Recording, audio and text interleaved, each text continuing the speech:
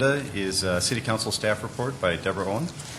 No report today. Thank you. Is there anybody here from Mayor Munson's office to speak? Seeing none. Audit Committee, we did meet last week and have a couple of reports coming to the council shortly. Fiscal Committee. Thank you. We have a meeting next Monday afternoon after the informational meeting, and the two issues on the agenda at that time are the budgeting process and then rental reservations, I believe. Not reservations. Registration. Registrations, thank you. Land Use Committee. Yes, after this meeting, we're going to be having a Land Use Committee. We're going to briefly talk about a temporary boulevard sign ordinance, and then we're going to have discussion on strategies for deregulation. Okay. Public Service Committee. No report. Any City Council open discussion? Just one quick item. We had talked about Shauna Goldhammer and zoning had done a presentation in South Dakota Municipal League that I think might be valuable for all of us to see. So, Deborah, if you see an opening on a future informational, maybe we could schedule that for her to do for us since she has it all ready to go. Will do. We did speak about that at the league. Shauna and I did together, and so she's looking forward to making that presentation to the council. Thanks. Thank you. I think we have Sioux Falls next week, and then after that we can maybe look at getting that in. Any other open discussion? Councilor Anderson? Nobody? Okay. We'll move into our presentations. The first one will be our monthly financial update by Director Rowenhorst.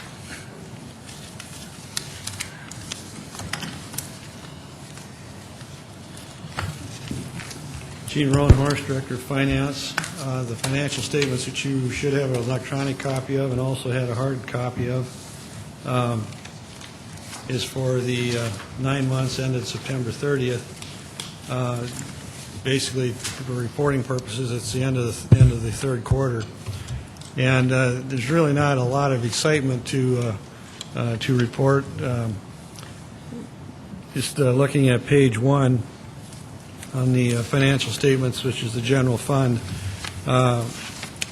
Probably one of the things that's the most interest is what's going to happen with sales tax. I don't know. We did get a little bit of an improvement September over August, which was good. And Mr. Brown, Councilor Brown, sent me a note that Aberdeen had a strong month of September, so it'd be nice if it flowed through to Sioux Falls, but again, we really don't have any way of knowing. A couple of other things on the page 1 that might draw your attention. It shows up under property taxes that we only have $21 million, $21.8 million out of $40 million that's received so far. Well, sales or property taxes are due the first of this month, and that's the second half, and so we should be right on target with the property tax. Other things that we're paying a lot of attention to, and as we're trying to plan for the year end, and one of the things that we're on target to do, and we plan to stay on target, is to have a balanced budget. That is, revenue will exceed expenses by very little, we hope. We want to hit the money, hit it right on the head. We don't want too much, we don't want too little. But we're working hard to be sure that we hit that number and that we do have a balanced budget. But we have a lot of variables out there that we can't deal with. We just kind of got to ride and see what happens. The biggest variables that we have are, one of them is on the investments, mark to market. We have, you're aware we have an investment portfolio that we put out primarily CDs. Rates have been very, very low. We tend to stay under a year with it. And if the rates start to move away from us and move up, we're going to get clobbered because as prices go up, the value of the CD or value of your investments go down. As interest rates go up, there's an inverse relationship. And if interest rates climb to any real extent, that's going to have an impact on us. Then the other big thing, and probably the single biggest thing that we have bothering us or that we've got to worry about is weather. If we make it through to the first of the year without any snow, we'll be in good shape from a financial standpoint as far as being able to have a balanced budget. If we get a lot of snow, that'll be an issue. But again, it's one of those things we can't do much about. I'm not hearing any consistency about long-term weather reports about what things are going to be like. So I'm not ready to predict any either at this point. That's kind of the report on the general fund. One of the things you want to keep in mind, though, that we are working hard. We're eliminating any non-critical purchasing at this point so that we don't overspend it, that we'd end up to a point where we can't have a balanced budget. And as we get closer to the end of the year, we'll be able to tell you a lot more about it. On page 2 is the capital improvement fund. That has been completely either obligated or encumbered, and we're set to go through year end so that we will indeed get all of these funds available in the capital fund will be, like I say, obligated and ready to go. They're working on starting projects now, but we're going to have enough cash that we'll be able to handle that. It should be in good shape. Again, in that one, though, weather and that really doesn't bother us too much, so it looks pretty good. Just to point out to you on the revenue side, if you see about mid-page, the 4 columns, you see arterial streets project at .08. So far, with the increased property tax or increased sales tax rate of .08, we've received $2.1 million in revenue. And in platting fees, we've only got $230,000, but there are some big ones out there that big deals that should be coming in the last part of this year. Sales tax on page 3. The good news there is we were up to a negative 3.1%. That's up from, I think it was 3.8 last time, or 3.7. So it's going in the right direction. Hopeful that it will continue to go in the right direction. Don't know what the economy is going to do as far as our agriculture economy. We're with the weather that we've had, the farmers are having a very difficult time to get out in the fields, and that could make an interesting effect on our city. Farmers are very good at when things are going well, they'll spend money, and when they get when things like we've got going on now, they know how to tighten their belt and pull in their horns, and it just depends what they're going to do in the farming in the whole agriculture community. Other than that,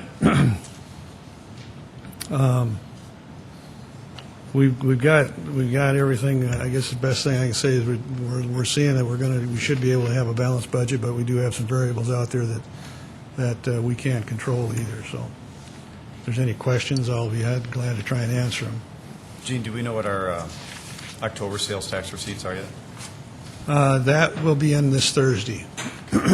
We got our first check, which, again, didn't tell us really anything.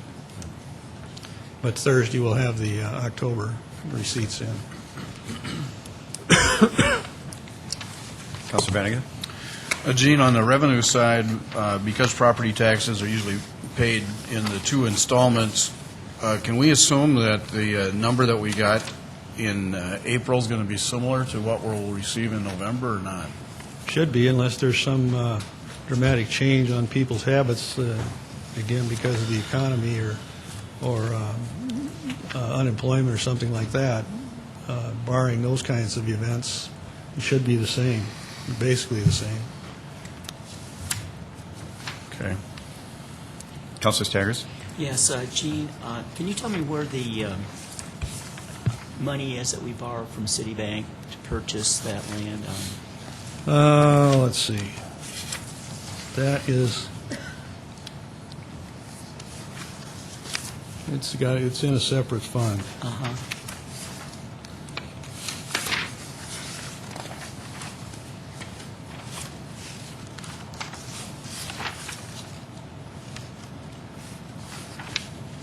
It is, well, let's see. It's Is it in page se- 5, urban revitalization? 276? Yes, urban revitalization. That's,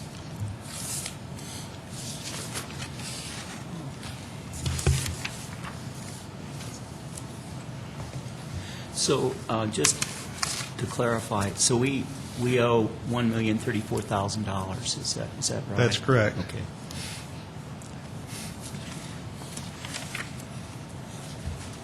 Any other questions for Gene? Thank you very much, Gene.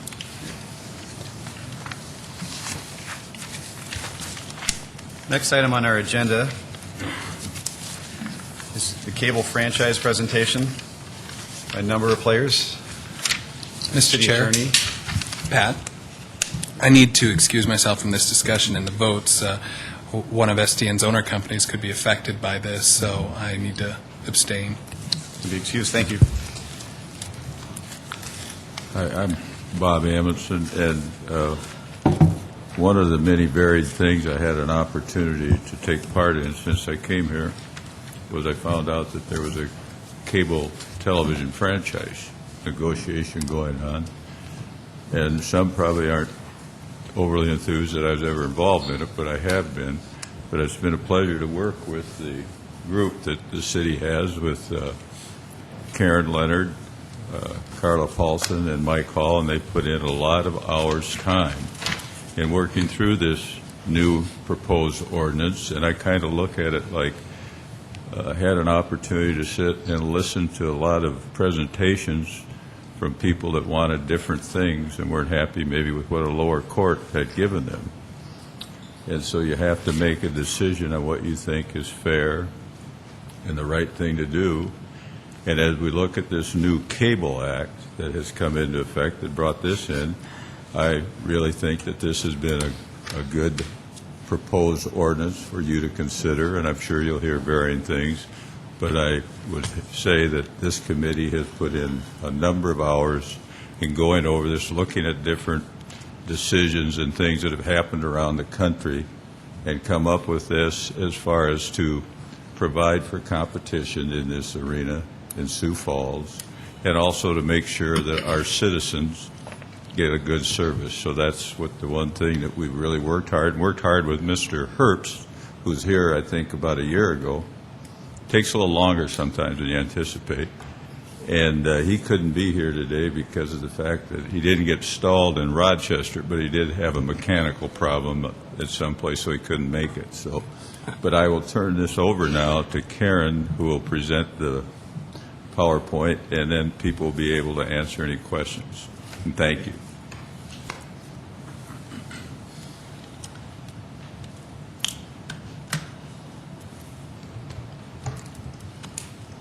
Hi, my name is Karen Leonard. I'm an assistant city attorney for the City of Sioux Falls.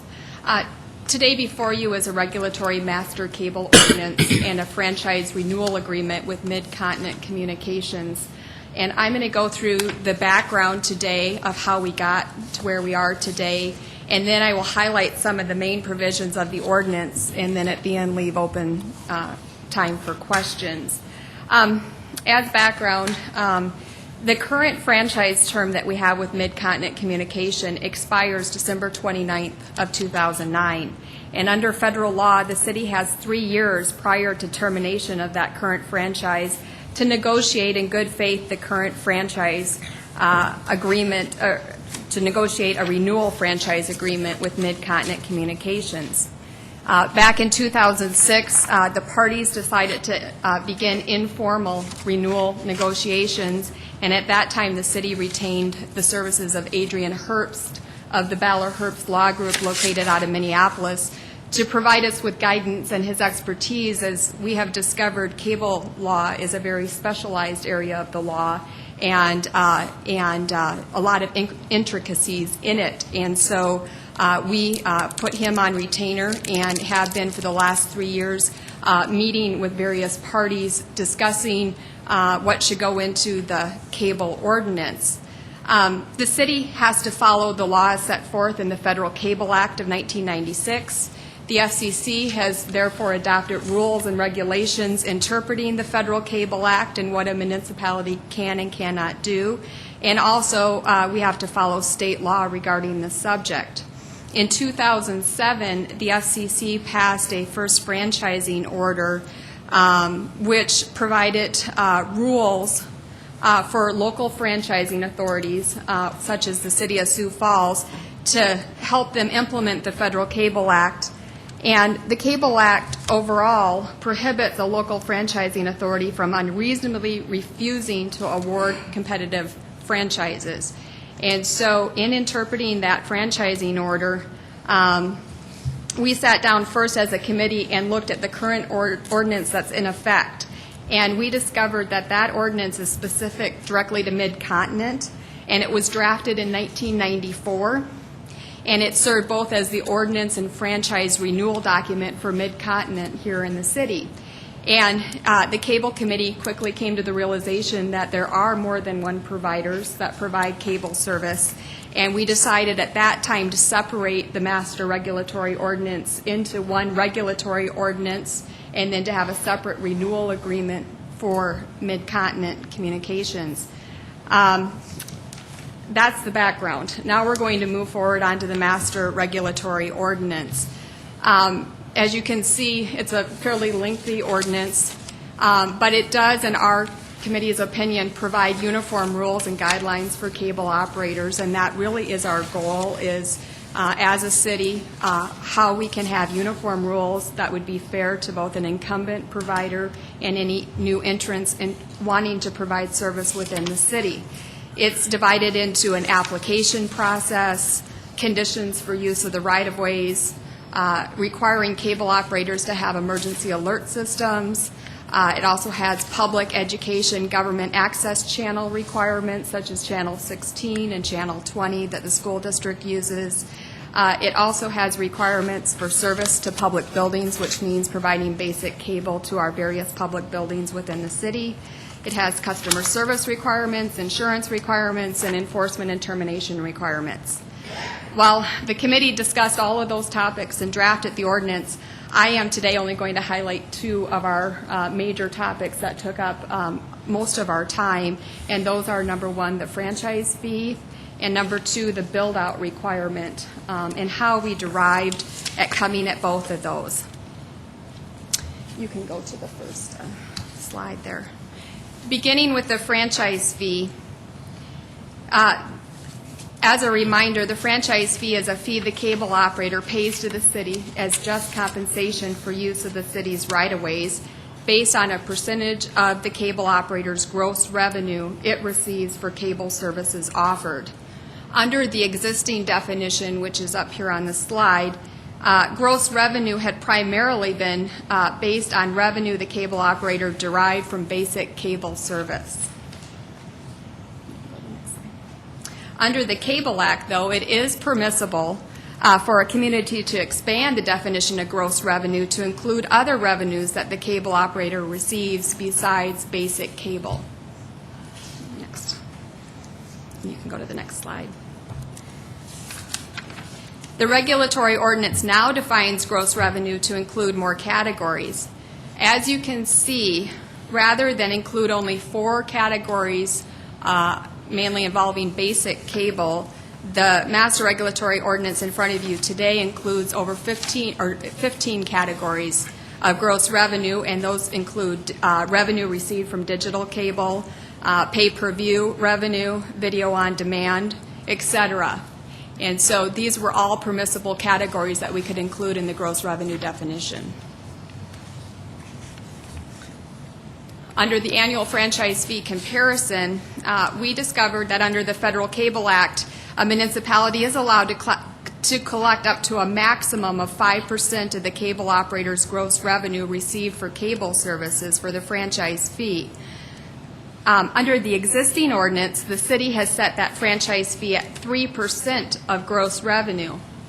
But because the proposed definition includes more revenue than before, and because the cable operator in practice passes this franchise fee through to the customer, the city is recommending that the City Council adopt a resolution setting a franchise fee at 2.5%, with 0.5% dedicated as a community grant.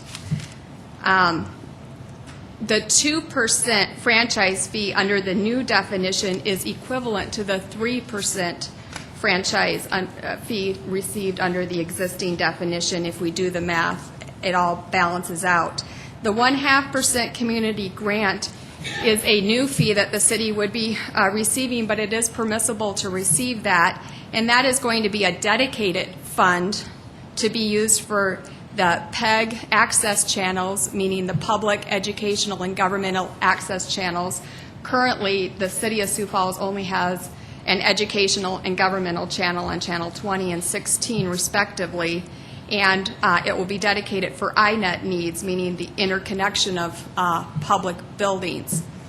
The city and the school district have agreed that that community grant money will be split equally between the parties. This franchise fee can be reviewed by the City Council every 2 years under this new ordinance. And since the term of a franchise under state law can be no longer than 20 years, we are recommending that a 10-year franchise agreement be entered into with the option to renew for 5. So essentially, you're looking at a 15-year franchise agreement. They're long-term, and the City Council would have the right to review this fee every 2 years if it so desires. Bottom line on the franchise fee is that this would provide the city with $787,098 as compensation for use of its right-of-ways.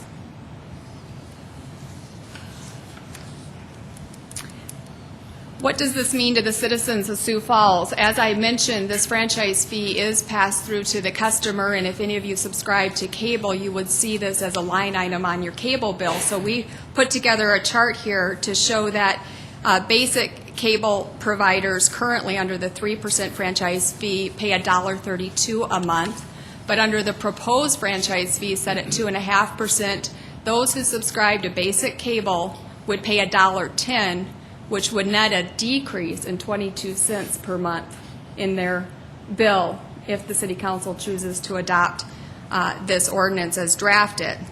The only way you pay more is if you buy more. For example, if you want more premium service of theater DVR, under the new 2.5%, each customer would pay $2.02 per month for an increase in 70 cents per month. Or even a more premium package that includes theater DVR with sports and one pay-per-view, the cost would be $2.25 passed through to the customer for an increase on their bill of 93 cents a month, which is roughly just under $12 a year for one of the more premium packages out there.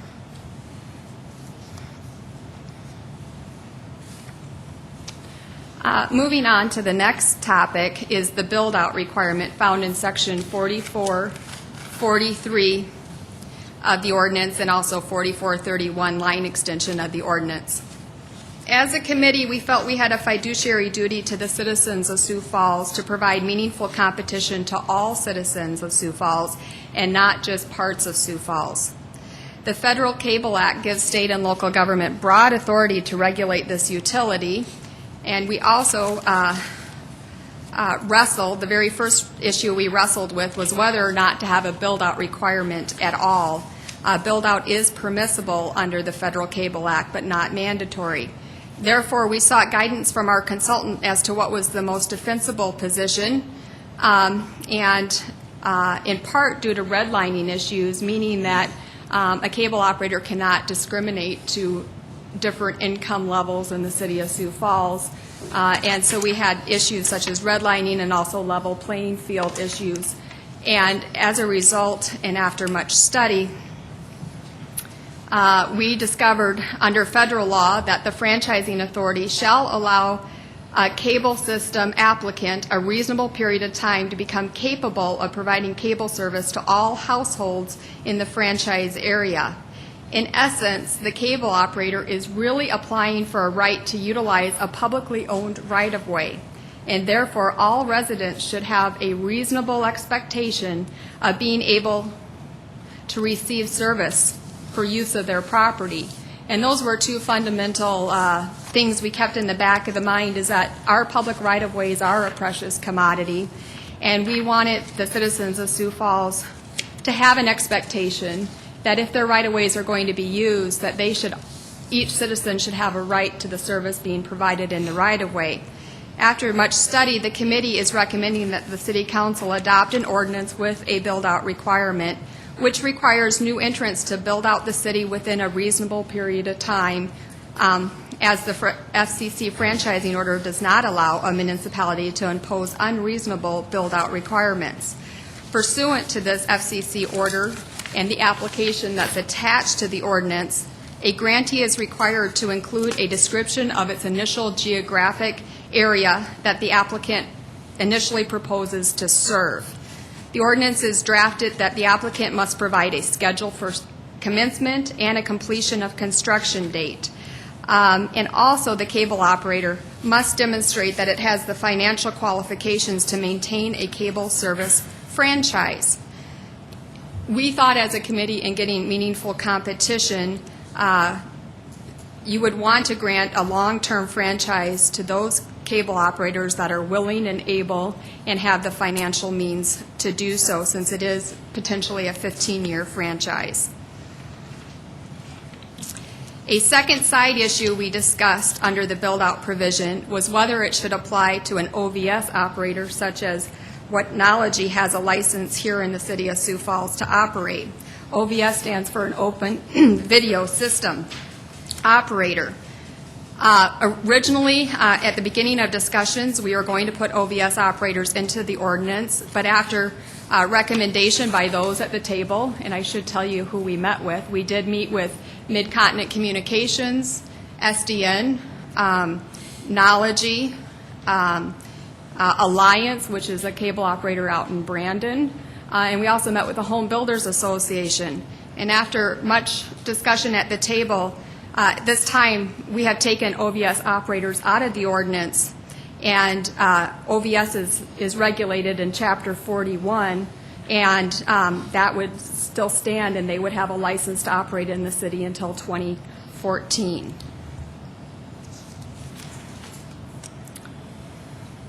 Once the decision was made to recommend a build-out, the next step was how to structure the build-out.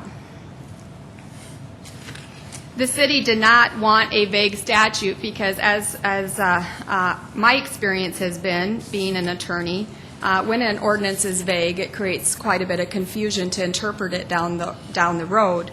And the FCC, or the Cable Act, had said that a cable operator should build out your city within a reasonable period of time. And we were asked during the negotiations, what do you mean over a reasonable period of time? Therefore, we went back in and looked into the FCC rules and regulations, which are law that we are governed by, and we decided that we would specifically articulate into the ordinance what those FCC rules are. Under the Federal Cable Act, a franchising authority shall allow an applicant cable system a reasonable period of time to become capable of providing that cable service to all households within the franchising area. Also, in interpreting that Cable Act, the FCC rules stated it seems reasonable for a local franchising authority to consider benchmarks requiring the new entrant to increase its build-out after a reasonable period of time had passed after initiating service and taking into account its market success. Therefore, based on the Federal Cable Act and the FCC rules and regulation, the city has staged the build-out with benchmarks, which are permissible. Not only that, we also discussed how long should those benchmarks be, how much time should a cable operator have to build out the city. And we were asked in negotiations that if the incumbent operator had been here for, let's say, 37 years, then they should also have 37 years to build out the city. We discovered that our research showed that that wasn't the case, that a build-out should not be based on how long the incumbent operator has been here. There is a difference between building out the city and line extensions being made in the city as the city grows.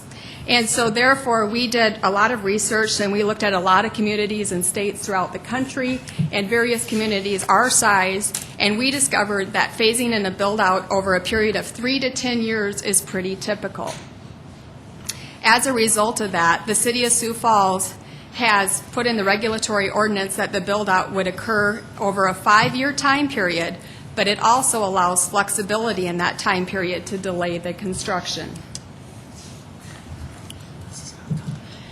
Going through the phase-out, build-out requirement, you would see in year 1 under this ordinance that the first benchmark to be met would be that the cable operator would make application to the city stating an initial service territory of approximately 20% geographic area of the City of Sioux Falls.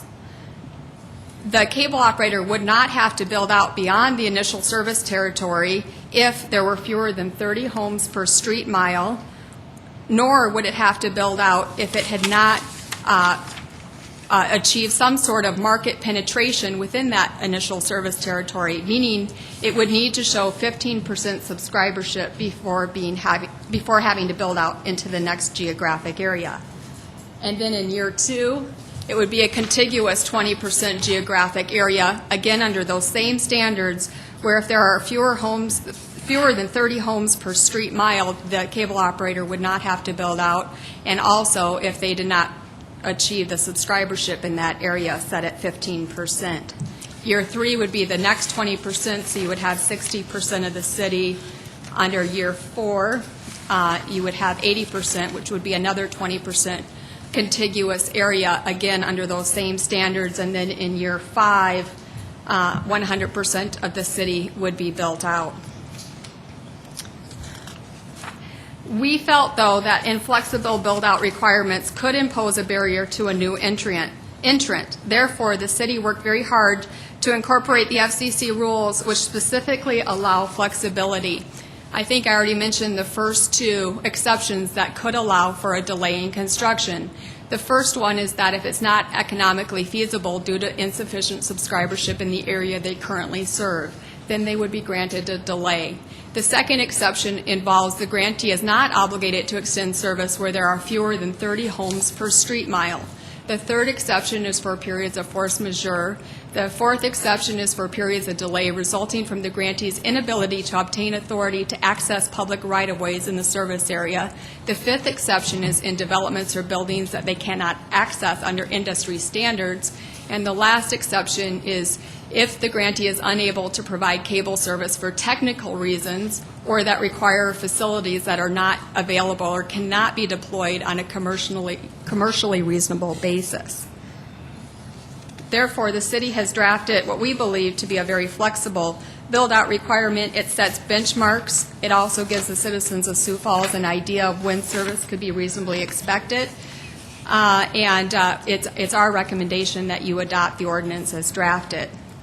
The next topic that we dealt with is what if a cable system is already in a territory that the city then decides to annex into the city? Would they then be forced to be subject to our franchise laws and build out the entire city? One example of that is Alliance out near Brandon. We researched that, and we found that that probably would not be fair to require that. So we did put in an exception in the build-out requirement that if a cable operator is already operating and is subsequently annexed into the city, it can continue to operate in its existing service area and is not required to extend its service beyond its service area. However, if they do decide they want to extend it, then they would have to make application for a franchise and be granted that franchise prior to initiating any extension of services throughout the city. Those are the 2 main topics we wanted to highlight for you today. As for the renewal document that is in front of you with Mid-Continent, The committee did look at Mid-Continent's past performance and received several surveys back, and the citizens appear to be very satisfied with the services that they are getting there, and we made that presentation to you a year ago. We recommend approval of the franchise renewal agreement, as we have found Mid-Continent has the legal, technical, and financial qualifications to maintain a franchise in the city. I did want to note before I conclude, I should point out this too, that it is a 10-year agreement with 5 years option to renew as well. In conclusion, I wanted to note that we do have representatives from Mid-Continent, Knology, and the school district are present to answer any questions as well today. Thank you for your time. Karen, I have a couple of questions. Yeah. Under the federal law, we're allowed to go up to 5%. Yes. And then the 0.5% is your PEG, or what do you call it, a community grant? Yes. And is that the max that's allowed under community grant, or what's the authority to collect the community grant? When the franchise fee is below the 5%, it can't exceed the 5% franchise fee overall. So the community grant is within the franchise fee maximum of 5%. So really, we have a 2.5% franchise fee. Right, you do have a 2.5% franchise fee. Okay. And then the fee itself goes to our general fund, and Yes. the grant portion, the 50% that the city would get goes to, It would be a dedicated fund for the PEG. It would be a new dedicated fund to the PEG and INET needs. why? I think, and I'm going to defer this a little bit to Mike Hall because he is our expert on Channel 16, but it's our understanding that to have that dedicated fund for capital needs is a good channel to, or mechanism to account for the funding of what goes to the school district and what goes to our needs as well, rather than have it just come into the general fund. If you want to add anything to that.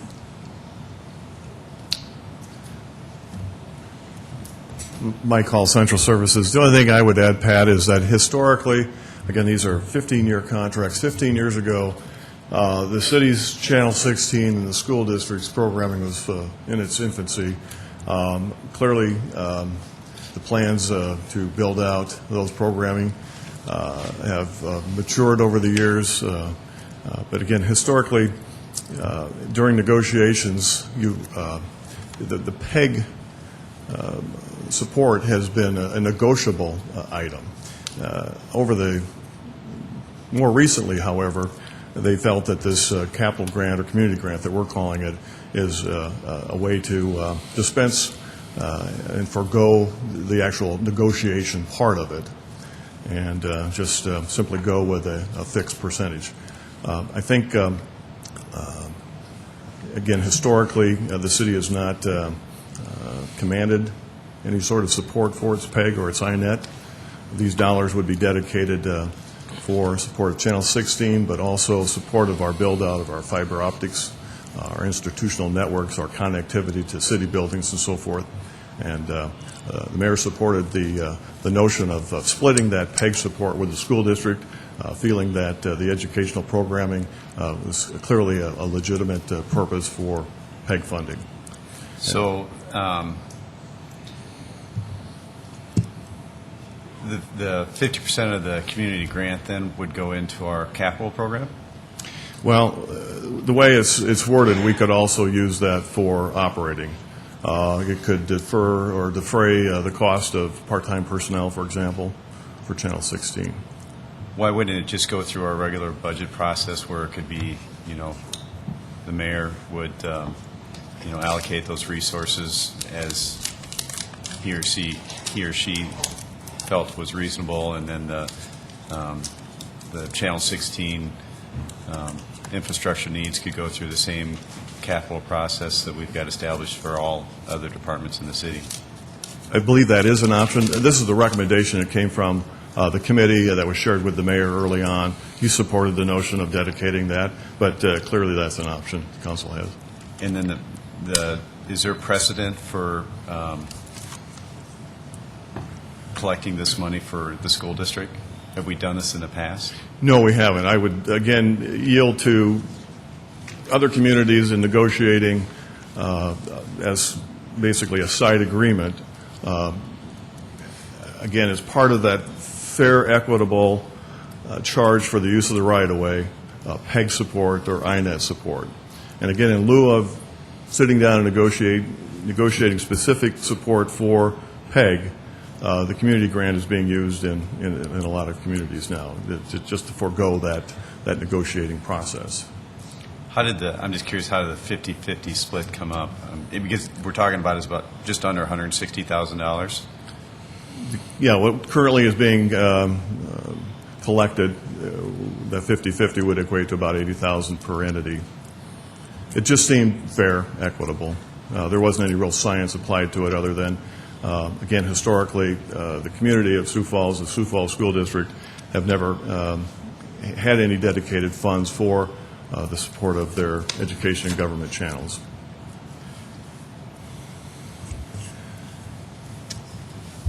Councilor Staggers? Yes. Karen, the build-out provision, let's suppose that we do have a company that agrees to go through this process of build-out.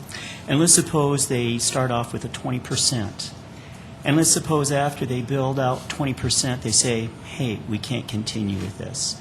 What happens to their build-out that they've already done? Well, they would be in violation of their franchise agreement, and so you would go under the termination So we'd close them provisions down? of the agreement. I can't say that that would happen. I would say the city council would have an option. That would be the most drastic option out there. But part of the screening process initially, though, is to look at the financial qualifications and their proposal and their timeline, their construction timeline for commencement and completion, and to screen that before the franchise is ever granted. So the agreement per se doesn't say they would be closed down. Is that correct? I have to look at the termination provisions. Again, I can't Okay. say that I mastered all of that before I came here today, but I can look to see. There is a way, though, to terminate the franchise if need be. Also, too, on the horizon, do we have any competitors that with Midco that seem like they might want to go ahead and go through this process in the near future? Nobody has brought an application to our door saying that they want to. We did have Mid-Continent at the table, along with Knology, who is the OBS operator, participate in what the wording of the ordinance should say as well. Okay.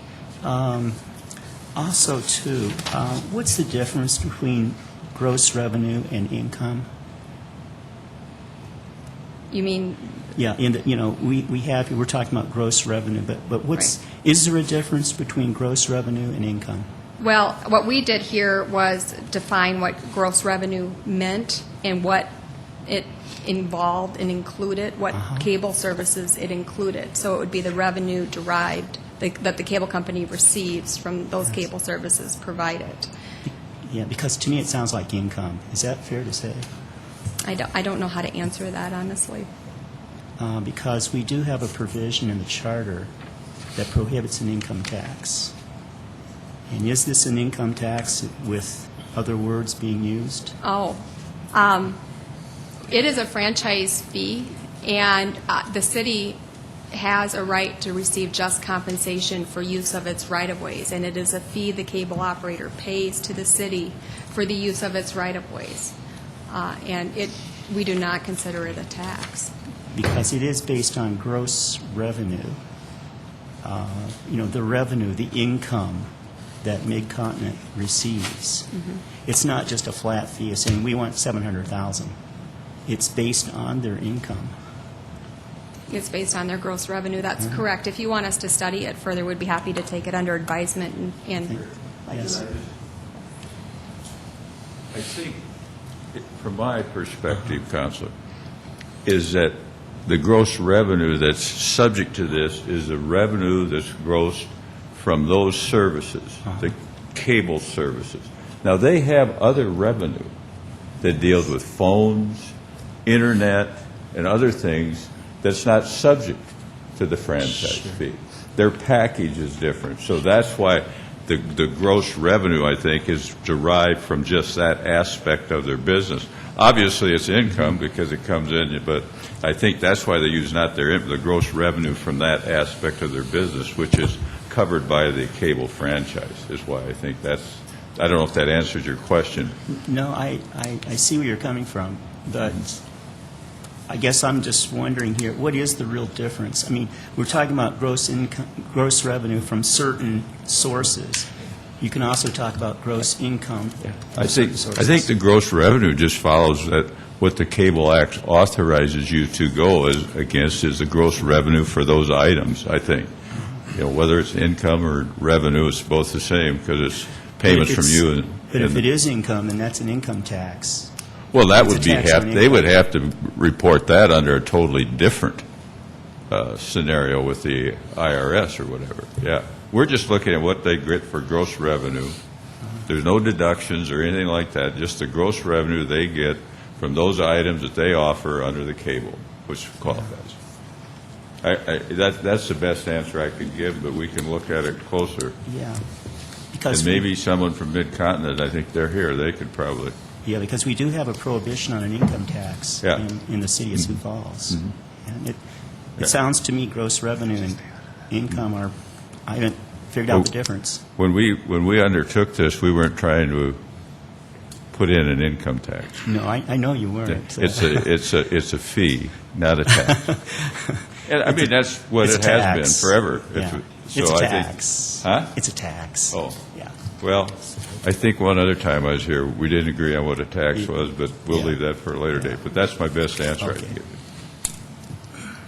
Councilor Bennigan? Karen, I'm assuming in Councilor Sager's scenario, there's also going to be a performance bond required for any contracts that you put together, so that should solve some of the issues that you might have from a legal standpoint. The other thing that I guess I have a question about is, in the build-out requirements, is there an ability, excuse me, for the provider to cherry-pick the areas that they want to serve first?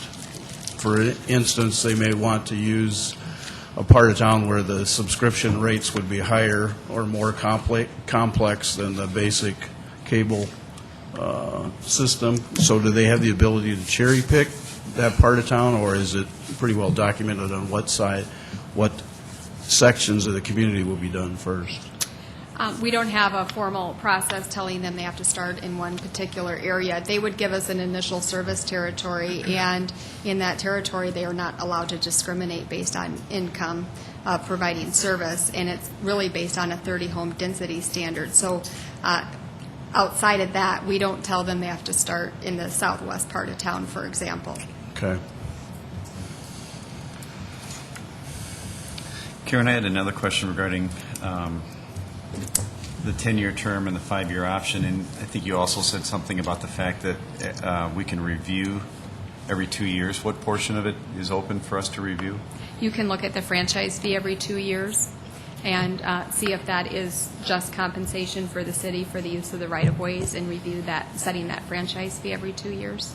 Also, the cable operator is, upon request, can bring an annual presentation to the city council, an overall overview of their operation and what is going on. If you ever want to have a presentation, that can be done annually.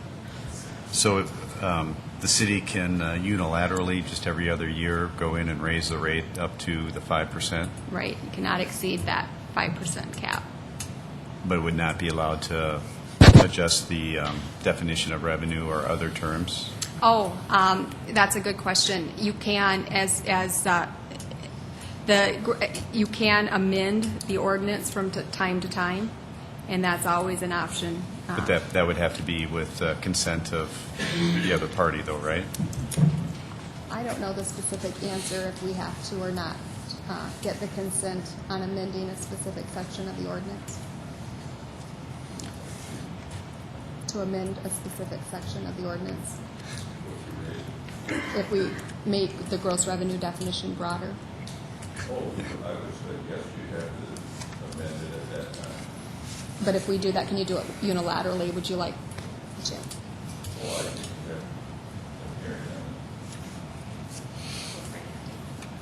Dan Nelson, representing Mid-Continent. I believe that the process envisions that a grantee, which Mid-Continent is the only grantee right now, but even assuming multiple grantees in the future, and I can't quote it chapter and verse, but it's with their participation, which will not be unreasonably refused. So if they see something that's out of whack in the ordinance, they come to us and say, we want to bring this back in front of the council and to amend it and repair it. You know, we're supposed to work with them in good faith to achieve that end. Conversely, if we saw something that was largely out of kilter and needed to be fixed, we would come and approach them the same way. And then, Dan, do you, your understanding that the city could unilaterally, though, raise the rate? On the franchise fee, yes. I mean, It's really, a pass-through from your standpoint anyways? I'm It's sorry? a pass-through from your standpoint? it is anyways? itemized on our bills to our customers as something that was imposed by the local franchising authority. So we are, a pass-through entity on that fee. Okay. Councilor Staggers? Yeah, Dan, right now, I have Mid-Continent, but I don't have the National Geographic Channel. Are you going to get the National Geographic Channel in the future? We have the National Geographic Channel. You need to expand the size of your package. I got to expand it? Okay. I can sign you up for that today if you'd like me to stay after. Oh, okay. Well, thanks a lot.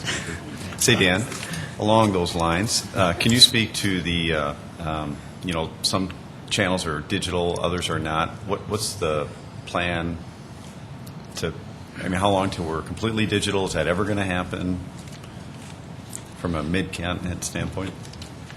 And I'm not a radio frequency or electrical engineer, but I think it's fair to say that there is a time in the future where our system will be completely digital.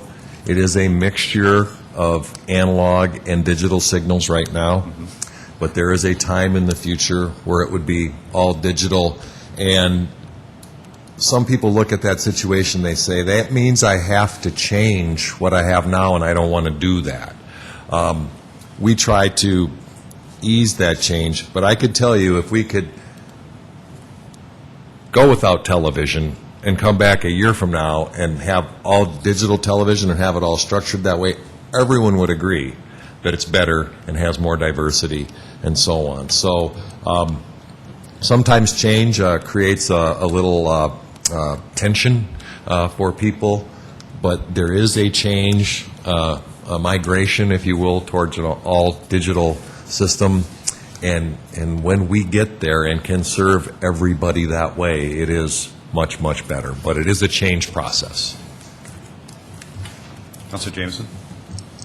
If I could talk to Mike Hall.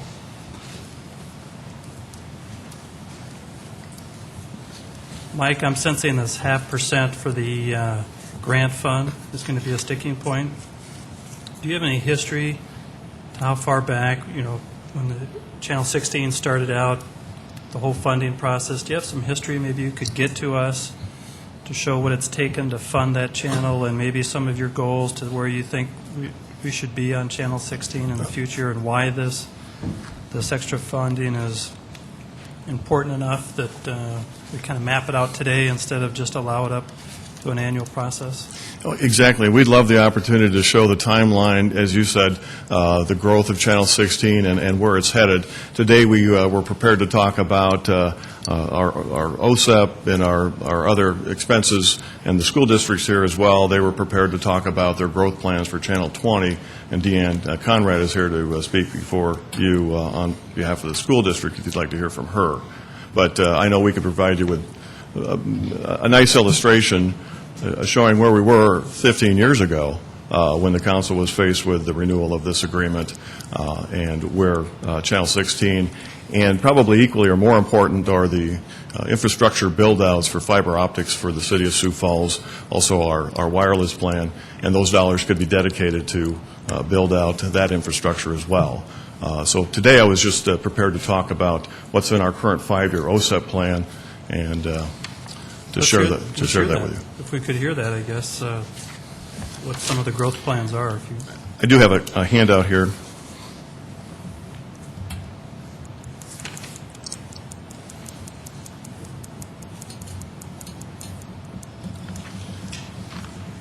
Karen's going to hand out our build-out plans for Channel 16, as well as just a little overview of our INET.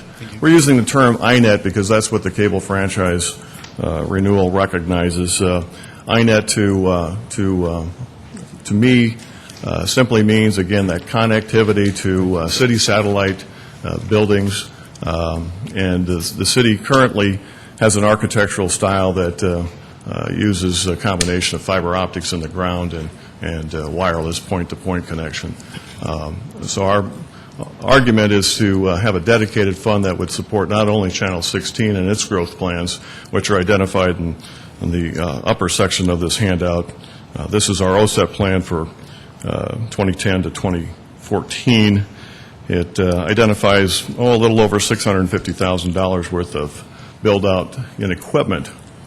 Again, it's a community grant, so those dollars, if they were dedicated to PEG support, could also be used for part-time personnel costs and that type of thing as well.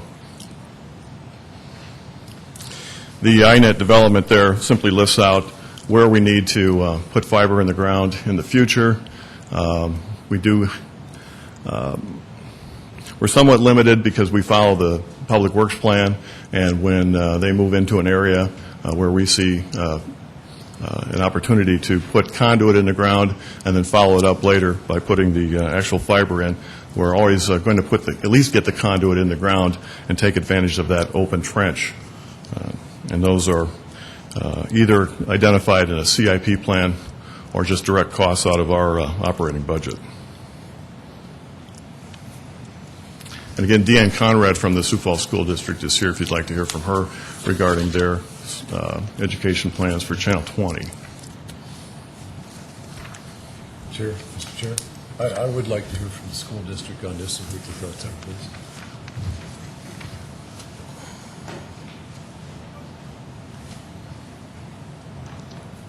Hi, Deanne Conrad. I'm a Community Relations Supervisor with the Sioux Falls School District. And we exist, our school district channel exists as an education access channel because the city has invited us to be part of that, part of your franchise agreement. So just to give you a little history of the types of programming that we provide, we look at student and staff achievements, information about community programs, student performance, sports events, new programs and initiatives and such. And one of the things we found in the last 3 to 4 years, we've beefed up our programming significantly over that time and have really gone into the classroom to find out and inform the community about what kinds of programs are happening inside their public schools. And one of our major marketing efforts, as we understand that we are a major player in economic development in our city, is we are trying to get the word out there about the strength of the public schools so that we can encourage people who are considering relocating to the City of Sioux Falls to let them know that they have a wonderful public education system right here.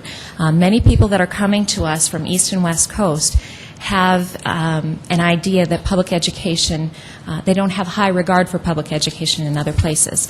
And in order for our city to connect and draw those people in, we believe we need a strong public school system as well. So KLearn TV has allowed us the opportunity to inform the public about the strength of our public schools. What we intend to do, and again, I have a handout as well for a 5-year plan, we have some significant equipment needs that have not been funded. Many of our equipment pieces date back to the early 70s when the channel was established. And we tend to be in education as it does impact the classroom because we have students learning media programming and such, but we tend to be the stepchild and we end up with whatever is left over. And that's not fair to the students who are going to enter the field of media. And as you know, media is a major function of the way people receive their information today, and it's not just television and it's not just newspapers. So we are educating kids through our Career and Technical Education Academy that will open in August.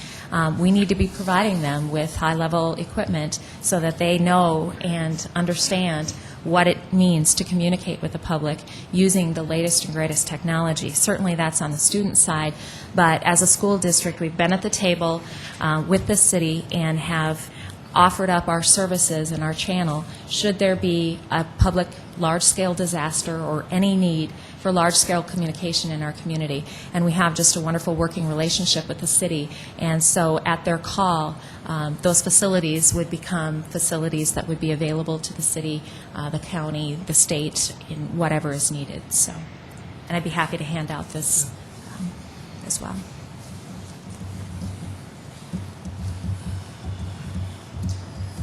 If I could just add one other thing, I'd just like to underscore, again, historically, when communities renew their franchise agreement, there is this side negotiation process for PEG support. In recent years, the FCC has allowed the community grant or the capital grant basically to kind of take that fight out and just recognize that as part of that renewal process, PEG support is part of that franchise agreement renewal. So instead of having kind of that arm wrestling negotiation with Mid-Continent in this case, it's just acquiesced that there is a need for PEG support and INET support. The City of Sioux Falls, again, 15 years ago, it was hard to visualize the infrastructure needs for build-out with fiber optics, what the benefits of Channel 16 and Channel 20 were to the community. And again, I appreciate the opportunity to bring more information to the City Council on the growth of those areas. Mike, just switch gears a little bit. Can you explain the difference between a cable system and an open video system? I can start, but Karen's actually our expert on that, and I would defer to her. And Karen, and maybe in your explanation, can you help define how we're going to act on an ordinance, and then we're going to act on an agreement with Mid-Continent, and then we would then act on a separate agreement with another grantee that may come to the table at another time? Is that correct? Yes, that's all correct. Okay. An open video system provider, I'll just go back to that definition and then follow up on the latter part of your question. As I understand it, has to keep part of their pipe open, and I believe it's 2/3 of their pipe open for other people who want to place video programming on their pipe. And so that is a distinguishment between an OVS operator and a cable operator. A cable operator does not have to leave a portion of their pipe open. And that's the distinction there.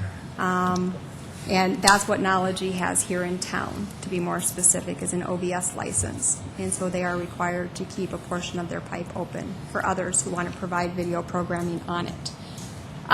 In terms of the process, what will be happening is there will be 2 ordinances and a resolution for your consideration. Beginning November 9th for first reading would be the ordinance, master regulatory ordinance. And first reading would be an ordinance approving Mid-Continent's franchise renewal agreement.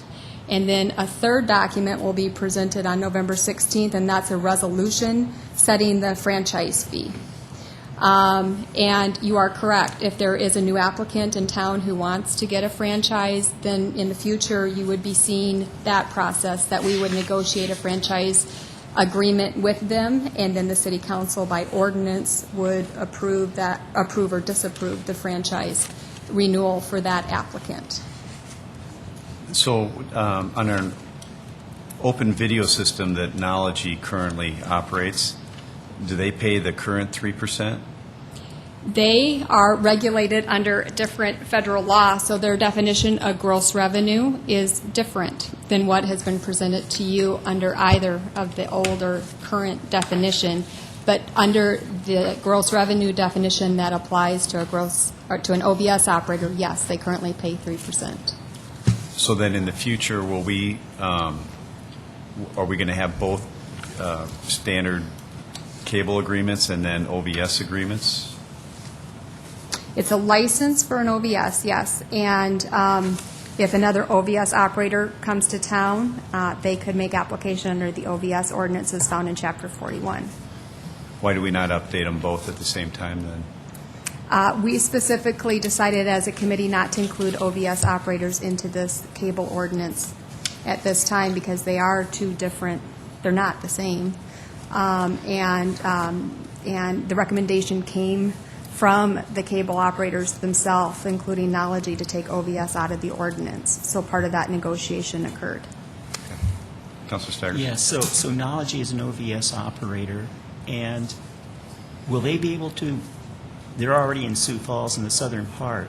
Can they continue to expand here in Sioux Falls without having to worry about all these build-out options? Under their OVS license, the wording goes something like, I don't have it right in front of me, but it's upon request, they shall provide line extensions within the city of Sioux Falls, and that if they determine it's not economically, a person who asks for the service, and if it's denied, can appeal that decision directly to the city council. And then they would have to show why it wasn't economically feasible to extend that service. So I could ask for knowledge, the Knowledge. OVS service, and then it would be rejected because I'm just probably so far away from where they're at. I could let Kathy answer that question as to what they would or would not do. She is here from Knology, Kathy Ford. But I don't want to speak for her, but I think that they would take into whether it was contiguous to where they are before they extended the service and what the cost would be involved and whether it was economically feasible per their line extension. Would you like to add anything further? Dan? Again, Dan Nelson, Mid-Continent Communications. The answer to your question is that they are in a separate ordinance right now that has a term of years that this agreement does not change. So the only entity affected today by the ordinance in front of you is Mid-Continent. Now, it was crafted to anticipate the day that Knology doesn't want to be in an OVS standing and perhaps come into a full franchise standing. On that section, if I could diverge just a little bit, on that section, you may see some additional tuning before you go through the final process of first and second reading. And then also earlier, there was a mention that there was a meeting held with the home builders. I'd be remiss, and they've been very patient sitting here. In how you extend to new developments, there's a discussion going on between us and the Home Builders Association right now that as you move this document towards final passage, we are also trying to bring you consensus on how to address that in the future. The current guidance in the current ordinance needs to be modernized as well, and that we only realized in the last 2 weeks or so that we had more work to do on that subject. But the home builders have been very patient in working with us. We sent them a counterproposal just today. But also there's a couple of fine points left on a transition from an OVS to another status, and we're working on those as well. But we feel that we can bring those to agreement. I mean, we're very competitive with each other, and we don't want the government to be a vehicle for a competitive advantage. So, but we're also good South Dakota-style folks and have agreed to sit down and try and work this out and bring you something that we're satisfied with so that we don't have to have a long, drawn-out legislative battle in front of this body. Dan, is there a timeline that we're under that we need to act on anything? Because I personally, and I'll probably speak for the council here, I mean, I would sooner that you get your issues with the home builders worked out and with the OVS before let's do it right the first time. Right. Our announced intention on those outstanding issues is to have them resolved by the schedule that you set here at the council for first and second reading. So if you put a couple dates up on the calendar for first and second reading, it's our commitment to meet and get things done before that. Is there an agreement that's going to expire at any time soon, or are there concerns about that? Our existing franchise, as Karen started her presentation, expires on 12/31 of this year. So a new ordinance needs to be put in place so that we can sign a franchise tying us to that ordinance. So in our mind, in Mid-Continent's mind, we'd prefer not to be here on New Year's Eve, but we need to be done before then. Councilor Litz? Thank you, Mr. Chair. As good as Dan is, as much as I respect him, I would, those are two of the groups that I had planned on asking to come forward and just talk a little bit about this situation, if it's that time. If nobody has any more questions for Miss Leonard and Dan, why, that's what I'd like to do, is bring the home builders forward, Knology, and just kind of get their take on what's going on here.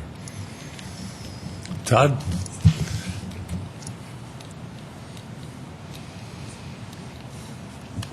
Good evening. Todd Anowski, Government Affairs with the Home Builders Association. We've been meeting with representatives from Midco to fine-tool some of our issues that we're discussing with them. We met with them last week, and as Dan mentioned, he sent us over another draft of some more specific language that we're currently reviewing. One of our issues has been the cost of putting in infrastructure in some of those areas where it might not be feasible. The question is, who bears the cost for putting in that infrastructure? Is it the provider, or does it fall to the developer, or is it a combination of both, potentially? So that's one of the issues we've looked at.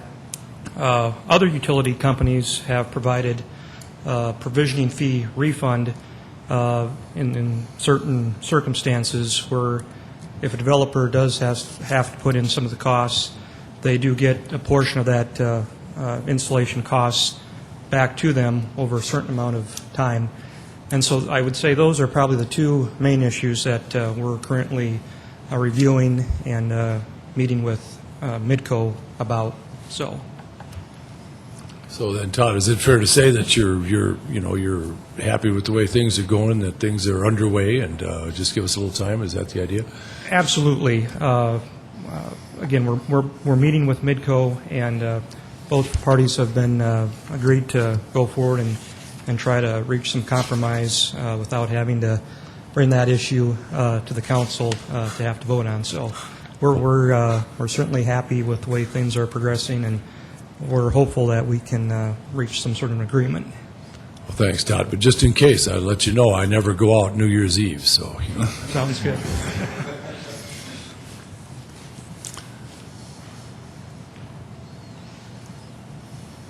Good evening. I'm Kathy Ford, and I'm with Knology. I would say that this process, as Ms. Leonard pointed out, has been going on for some time, and they most kindly invited us to join the process very early on, and we did. Some of the initial documents, draft documents that went back and forth, did include OVS providers, or at least it was questionable whether Knology as an OVS system would be subject to this ordinance, and what would happen to our OVS if this ordinance passed. And as we worked through our issues with them, the OVS providers, of which we're the only one, were taken out of sort of applicability under this ordinance. And we have been at least told and have discussed with Midco and with the city what sort of the position is with respect to whether we would continue to operate under the OVS system as opposed to this franchise ordinance. And it's our understanding that we would continue to operate under our current OVS license until it expires in 2014.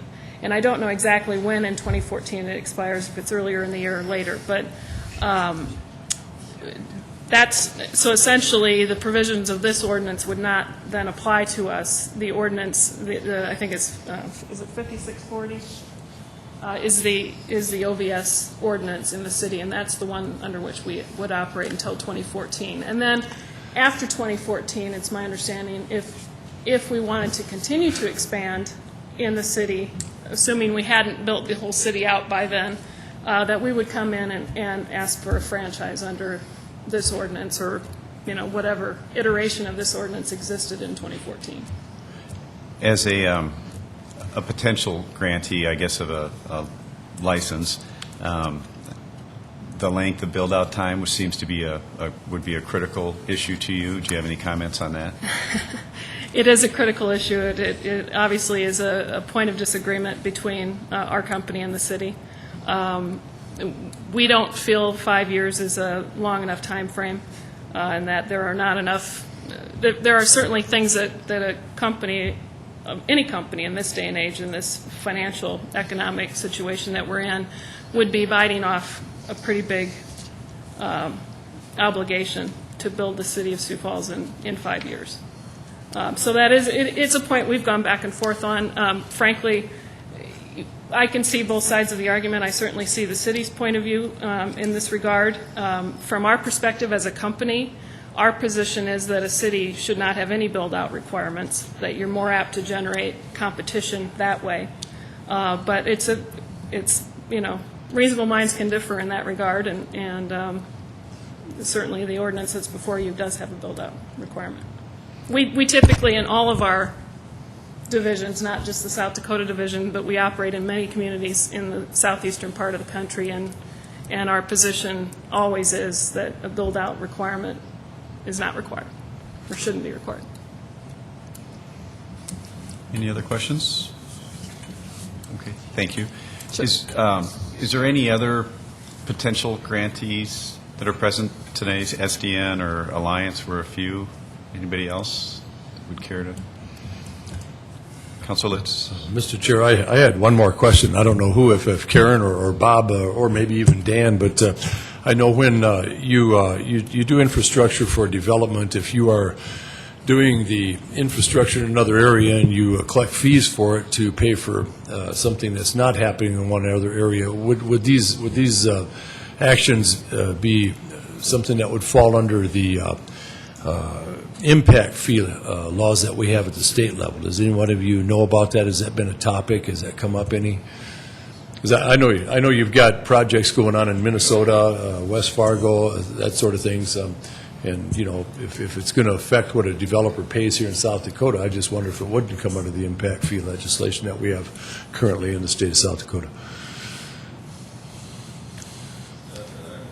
Very good. Okay. Thank you.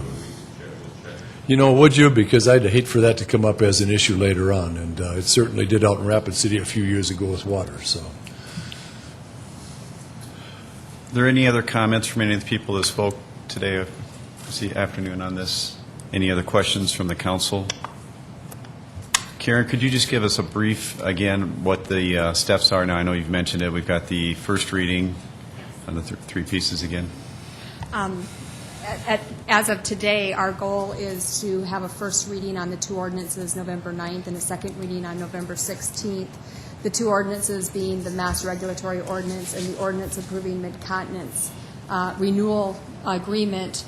And then on November 16th, there would separately be one reading on a resolution setting the franchise fee. Okay. Any other questions? I guess I have. Councilor Staggers? Karen, you mentioned that we're lowering the percent down to 2.5%, but then expanding the amount of the tax, franchise tax. How much do we anticipate getting then with this change? It usually happens, we usually get more money when we make these kind of changes. The overall, with the 2.5% franchise fee, the number is $787,098. Okay. As compensation. Currently, under the 3%, is that the comparison number you were looking for? I don't have the exact number here, but when we calculated it, we currently, under a strict 3%, get roughly the $630,000. 630, okay. And then finally, how much are we paying for our counsel in Minneapolis to give us advice on this? I believe, we talked about this as a committee today, and I didn't tally it up, but his bill is roughly over $100,000. Thank you. Any other questions? Okay, thank you very much. Thank you. Is there any other items for open discussion before we adjourn? There is a land use committee? Yeah, we're going to start immediately. Immediately following this, so. Okay, thank you very much. We are adjourned.